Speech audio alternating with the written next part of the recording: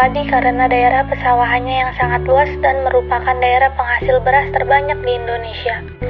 Karawang menjadi kabupaten dengan bupati pertama Raden Adipati Singaperbangsa bergelar Kertabumi IV yang dilantik pada tanggal 14 September tahun 1633. Karawang juga mengalami peralihan kekuasaan dari Mataram kepada VOC atau Belanda. Menjelang proklamasi kemerdekaan Indonesia, Karawang menyimpan catatan sejarah.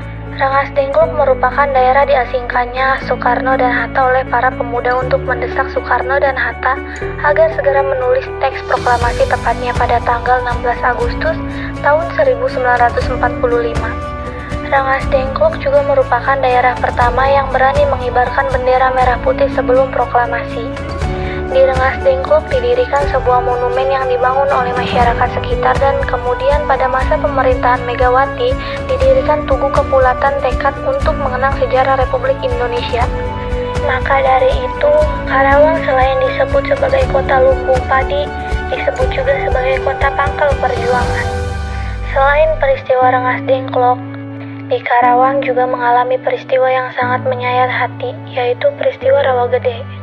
Pembantaian Rawagede adalah peristiwa pembantaian penduduk kampung Rawagede.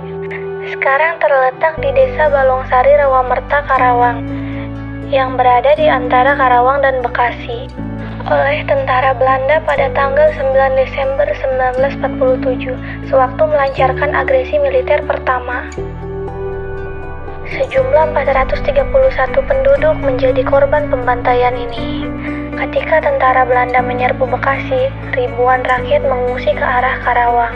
Pertempuran kemudian berkorban di daerah antara Karawang dan Bekasi, yang mengakibatkan jatuhnya ratusan korban jiwa dari kalangan sivil.